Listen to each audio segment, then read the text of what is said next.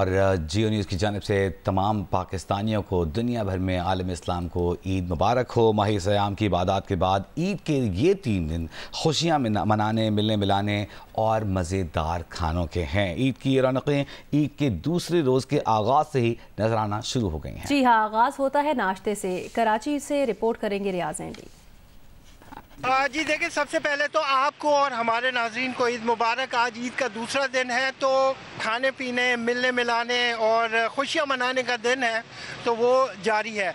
सबसे पहले तो ये अर्ज़ करता चलूँ, इन ख़वातीन को एक प्रेज़ करना चाहूँगा कि उन्होंने पूरे रमज़ान हमें सहरियाँ खिलाई, इफ्तारियाँ कराई, मज़े मज़े के खाने खिलाए, तो आज शायद उनका दिन है।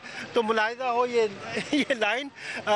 तो आज उन्होंने कहा है कि हमारी छुट्टी, नाश्ता आप लेके आएँ। एंड नाश्ते के लिए ज़रा ये लवाजमात भी चेक करें कि जो पूड़ियाँ गिर रही हैं वो गरम गरम मज़ेदार एंड ज़बरदस्त। सुबह सुबह आपको भेज दिया कि आज कुछ बनेगा नहीं। हाँ, आज छुट्टी का दिन है, सबने ईद मनानी है, तो हलवा पूरी एंजॉय करेंगे। आज दोपहर में भी खाना बनाना है, कल भी खाना बनाया है, तो इसलिए मैंने सुबह मना कर दिया, तो मैंने नाश्ता नहीं बनाना, तो फिर वही लेने आए मैं नाश्ते के लिए। ऐसा नहीं है कि लोग सिर्फ यहाँ से लेके घर जा रहे हों। अगर आप यहाँ पर देखें तो पूरी फैमिलीज आई हुई है जो एंजॉय कर रही है। जी, आज हमारा दिन है। आज हम निकले हैं क्योंकि पूरे महीने में एक खुशी थी, सहरी करवाई, इफ्तारी करवाई, तो आज ये खुशी हुई कि चले आज हम अपना ही सहरी और इफ्तारी का जो हमने करवाया वो लुफ्त ले ले। आज हलवा पूरी के साथ अंडे पराठे भी है।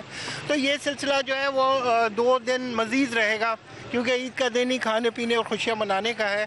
तो ये सिलसिला यहाँ पर जारी है। दोपहर का जो है लंच होगा, उसमें ज़्यादातर लोग बिरयानी खाने वाले हैं, एंड रात तक ये सिलसिला जारी रहेगा।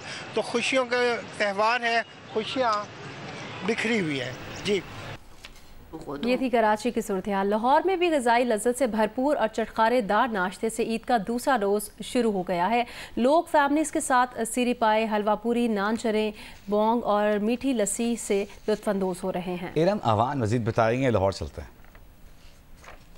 जी बिल्कुल, ईद उल फितर का आज दूसरा रोज है। लाहौरी हो और खानों की बात ना हो, ऐसा हो ही नहीं सकता। इस वक्त मैं एक मशहूर नाश्ता पॉइंट पर मौजूद हूँ। आप देख सकते हैं कि बड़ी तादाद में लाहौरी जो है अपनी फैमिलीज को लेकर यहाँ पर नाश्ते कर रहे हैं। अपने जो है छोटे बच्चों को लेकर बुजुर्ग हजरात भी यहाँ पर मौजूद हैं, पूरी फैमिलीज मौजूद है। दोस्त भी अपने दोस्तों के साथ आए हुए हैं। यहाँ पर नाश्ते जारी हैं। यहाँ पर हलवा पूरी से नाश्ते हो रहे हैं, बोंग पाए हैं, नान चने हैं, इसके साथ साथ लस्सी भी यहाँ पर मौजूद है। और जो लाहौरी है वो खासे पुरजोश दिखाई दे रहे हैं। कहते हैं कि ईद हो और भरपूर किस्म का नाश्ता ना हो, ऐसा हो ही नहीं सकता। एरम अवान लाहौर में नाश्ता और उसके बाद की तैयारी की बात कर रहे हैं। तो अब गुजरांवाला का रुख करते हैं, जहां ईद के दूसरे रोज़ बच्चा पार्टी के सैर सपाटे जारी हैं। तफसीलात राना आंसर से। आज हम इस वक्त मौजूद हैं गुलशन इकबाल पार्क में, जहां ईद के मौका पर खूब रश है। ख़वातीन और बच्चों की बड़ी तादाद है। बच्चों के हाथों में ईदी के नए नए नोट हैं, झूलों पर रश है। खाने पीने के स्टॉल्स पर बच्चे मज़ेदार चटपटी चीज़ें खाने में मसरूफ़ हैं। तो ईद की खुशियाँ मनाते इन बच्चों से बात करते हैं। अच्छा, आप बताओ बेटा, कितनी ईदी मिली आपको? मुझे 1400 रुपये ईदी मिली है। तो कौन कौन से झूले लिए अभी तक? मैंने बहुत से झूले लिए, कश्ती भी ली, jumping, racing car, bumper car, सब मैंने लिए। अभी और भी ले लिए। अच्छा, आप बताओ क्या क्या खाया आज आपने? मैंने आइसक्रीम खाई है, जूस पिया है, और जलेबियाँ और चना चाट खाया। अभी और बहुत भी कुछ खाना है। और बहुत कुछ खाना है। आपने देखा, बच्चों की बात सुनी। इनका कहना है कि जब तक उनकी जेब में नए नए नोट हैं तो उनकी ईद की खुशियाँ इसी तरह जारी रहेंगी। जी, मियांवाली में भी शहरियों ने अपने बच्चों के साथ पार्क्स का रुख कर लिया है। तफसील बताएंगे जियो न्यूज़ के नुमाइंदे मलिक अस्मतुल्लाह। जी बिल्कुल, मुल्क के दीगर इलाकों की तरह मियांवाली में भी ईद उल फितर पूरे मजहबी जोश खरोश के साथ मनाई जा रही है। शहरी जो है अपने बच्चों को लेकर इस वक्त पार्क में आए हुए हैं, और मैं इस वक्त मौजूद हूँ मियांवाली के सिटी पार्क में। यहाँ मेरे पीछे आप देख सकते हैं कि बच्चे जो है झूलों के ऊपर झूले झूल रहे हैं और अपनी ईदी को एंजॉय कर रहे हैं। इस हवाले से हमारे साथ कुछ बच्चे मौजूद हैं, उनसे हम बात करते हैं। हमने ईदी इकट्ठी की है, हम बहुत सी चीज़ें खा रहे हैं, एंजॉय करे हैं। हम पार्क आए हुए हैं, यहाँ बहुत मज़ा आ रहा है मुझे। तकरीबन 4000 ईदी मिली है। यहाँ पर बहुत सारे झूले लगे हुए हैं, हमने बहुत चीज़ खाई है, आज हमें बहुत मज़ा आ रहा है। मैं अपने दोस्तों और घर वालों के साथ यहाँ पे पार्क में आया हूँ। सिटी मियावाली में बहुत सारे झूले लगे हैं और यहाँ पे मैं बहुत एंजॉय कर रहा हूँ। जी बिल्कुल, जिस तरह आपने बच्चों से सुना, बच्चों का ये कहना है कि वो उन्होंने ईदी इकट्ठी की है और ईदी के बाद जो है वो पार्क में आए, पार्क में वो झूले झूल रहे हैं, खाने की चीज़ें खा रहे हैं ताकि हम अपनी ईद को अच्छे तरीके से एंजॉय कर सकें। जी जनाब, ईद पर मौसम की भी बात कर रहे हैं। आज वफाकी दारुल इस्लामाबाद में धूप निकली हुई है। महकमा मौसमियात ने पेशगोई की है कि आज दर्जा हरारत 31 डिग्री सेंटीग्रेड तक जाने का इम्कान है। तफसीलात नौशीन यूसुफ से। अप्रैल का आगाज हो गया और इस्लामाबाद में साथ ही गर्मियों की आमद भी हो गई है। आज इस्लामाबाद में काफ़ी तेज़ धूप है, काफ़ी सूरज चमक रहा है और महकमे मौसमियात ने पेशन गोई की है कि आज इस्लामाबाद का दर्जा हरारत जो है वो 31 डिग्री सेंटीग्रेड तक जाने का इम्कान है और इस्लामाबाद में आज मौसम खुश्क रहेगा, लेकिन अलबत्ता आफ्टरनून में इस्लामाबाद में हवाएं चल सकती हैं। जबकि महकमे मौसमियात का कहना है कि कल भी इस्लामाबाद में टेम्परेचर और जो मौसम है वो इसी तरह रहेगा, खुश्क रहेगा। अलबत्ता अब उसके आइंदा रोज़ जो है इस्लामाबाद में हल्के झक्कड़ भी चल सकते हैं और इम्कान जाहिर किया जा रहा है महकमा मौसमियात की जानिब से कि इक्का दुक्का मकामात पर बूंदाबांदी भी हो सकती है। लेकिन अब इस्लामाबाद में जो है वो मौसम जो है वो गर्मी की तरफ जाएगा, गर्मी की शिद्दत में मुसलसल अब इजाफा देखने में आएगा महकमा मौसमियात के मुताबिक। जबकि इस वक्त इस्लामाबाद के जो नज़ारे वो काफ़ी अच्छे हुए हैं, काफ़ी फूल खिले हुए इस्लामाबाद में, हर तरफ हरियाली और सब्ज़ा है। लेकिन अब इस्लामाबाद में गर्मियों का जो है वो बाकायदा आगाज़ जो है वो दिखाई दे रहा है। जी, आइंदा आने वाले दिनों में कराची और मुल्क के दीगर मकामात का मौसम कैसा रह सकता है और खुश्क साली का खदशात में बेहतरी आने का इम्कान कितना है, बताएंगी उनीबा जमीर शाह। अस्सलाम वालेकुम, आप सबको ईद मुबारक। ईद जैसे खुशी और मोहब्बत का पैगाम लाती है और इस खुशी के मौके पर ये जानना भी ज़रूरी है कि आइंदा आने वाले दिनों में मुल्क का मौसम कैसा रहेगा और माहिरीन की जानिब से जो खुश्क साली का खदशा ज़ाहिर किया गया है, क्या इसमें बेहतरी आने का इम्कान मौजूद है। कराची में आइंदा आने वाले दिनों में दिन का ज़्यादा से ज़्यादा दर्जा हरारत 38 डिग्री सेंटीग्रेड को छू सकता है, क्योंकि कराची में दिन के बेशतर हिस्से में शुमाल मगरिब से गर्म और खुश्क हवाएँ चलती हैं, तो जो दर्जा हरारत को महसूस करने की शिद्दत है वो मामूल से ज़ायद नहीं रहेगी, क्योंकि हवा में नमी का तनासुब कम रहेगा। जैसे कि आप जानते हैं कि सितंबर से मार्च के दौरान मुल्क में 40% मामूल से कम बारिशें हुई हैं और महकमा मौसमियात की जानिब से खुश्क साली का खदशा भी ज़ाहिर किया गया है। अब महकमा मौसमियात की जानिब से आगाह किया गया है कि आइंदा आने वाले दिनों में मुल्क के बलाई और शुमाली इलाकों में भी दर्जा हरारत में इजाफा होगा और इस तरह से ग्लेशियर जो पिघलने का अमल है वो तेज़ हो जाएगा, जिसके बायस दरियाओं में पानी का बहाव बढ़ेगा और जो खुश्क साली का खदशा है उसमें कुछ बेहतरी आएगी। महकमा मौसमियात की जानिब से ये भी बताया गया है कि मुल्क में अप्रैल, मई और जून में ज़्यादातर मकामात पर मामूल के मुताबिक बारिशें होंगी, लेकिन ये बारिशें इतनी कम होती हैं जो मुल्क के पानी के ज़खायर में इन बारिशों का हिस्सा महज 19% ही रहेगा। मानसून में कैसी बारिशें होंगी, इस हवाले से महकमा मौसमियात की जानिब से कहा गया है कि इस पर अभी पेशन गोई तैयार की जा रही है। जी, बहुत शुक्रिया उन्नीबा आपका। वज़ीर आज़म शहबाज शरीफ ने सियासी रहनुमाओं, वफाकी वज़रा और इत्तेहादियों को टेलीफोन करके ईद की मुबारकबाद दी। गवर्नर सिंध कामरान टिसोरी से गुफ्तगू में वज़ीर आज़म ने कहा कि सिंध के अवाम की फलाह बहबूद हुकूमती तरजीहात का हिस्सा है। उन्होंने कहा सिंध की तरक्की से ही पाकिस्तान की तरक्की जुड़ी है। वज़ीर आज़म शहबाज शरीफ ने वज़ीर आला सिंध मुराद अली शाह से भी रब्ता किया। गवर्नर खैबर पख्तूनख्वा फैसल करीम कुंडी को भी टेलीफोन किया। गवर्नर KP ने कहा कि खैबर पख्तूनख्वा के अवाम विफाक के साथ मिलकर तरक्की और खुशहाली के लिए पुरअज़्म है। वज़ीर आज़म शहबाज शरीफ ने मौलाना फजल रहमान, चौधरी शुजात हुसैन, चेयरमैन सेनेट यूसुफ रज़ा गिलानी, स्पीकर कौमी असम्बली अयाज सादिक, वफाकी वज़रा खालिद मकबूल सिद्दीकी, खालिद मक्सी और चौधरी सालिक हुसैन समेत मुख्तलिफ शख्सियात को टेलीफोन पर ईद की मुबारकबाद दी। अवाम की फलाह बहबूद के लिए मिलकर काम करने के आज़म का इजहार किया।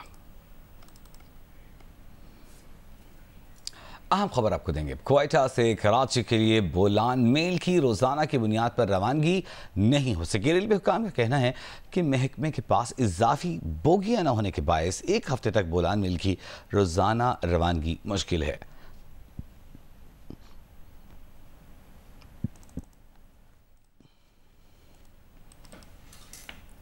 अफगान महाजरीन की रज़ाकाराना वापसी की डेडलाइन ख़त्म हो गई है। महकमा दाखिला खैबर पख्तूनख्वा के मुताबिक अफगान महाजरीन को आज से वापस भेजने का अमल शुरू होगा। 2013 से अब तक लाखों अफगान महाजरीन को तुरखाम से वापस भेजा जा चुका है। आज 1 अप्रैल है और 31 मार्च की डेडलाइन दी गई थी, जो कि गुज़िश्ता शाम ख़त्म हो चुकी है।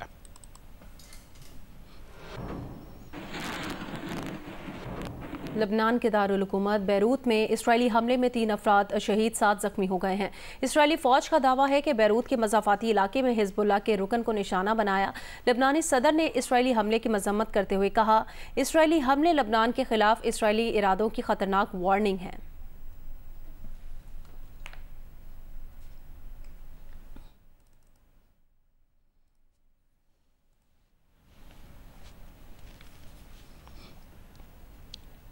ईद है लेकिन गज़ा में क़यामत बरस रही है।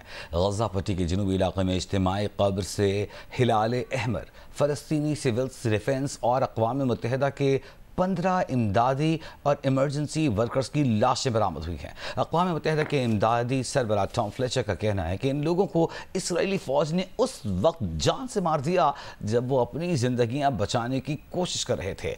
उन्होंने इंसाफ का मुतालबा किया और कहा कि ये लाशें तबाहशुदा इमदादी गाड़ियों के करीब दफन थीं। इसराइली फ़ौज ने आलमी इमदादी कारकुनों की हलाकत पर बराह रास्त कोई तबसरा नहीं किया, सिर्फ इतना कहा कि ये फ़ाल जंगी जोन है, एक्टिव वॉर जोन है, और इसराइल ने इस बात का भी जवाब नहीं दिया कि लाशें रेत में क्यों दफनाई गईं और गाड़ियां तबाहशुदा हालत में क्यों मिलीं।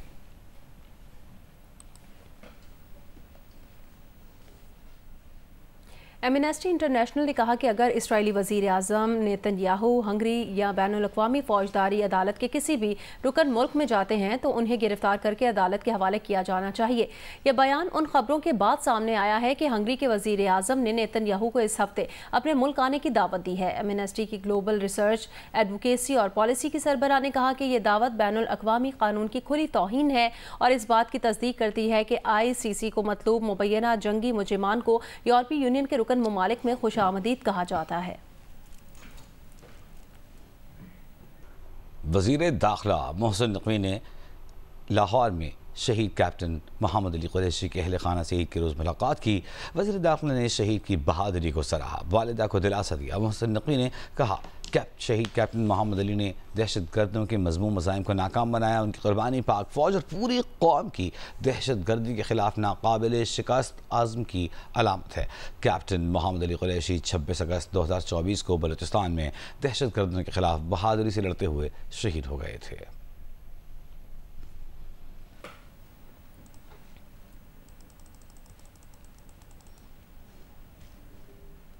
ईद उल फितर के दूसरे रोज़ शहर में लगाए गए मेले ठेलों पर बच्चों का रश लगा हुआ है। बच्चे ऊंट घोड़े सवारी से लुत्फानंदोज हो रहे हैं। मजीद बताएंगे कोयटा से नदीम कौसर।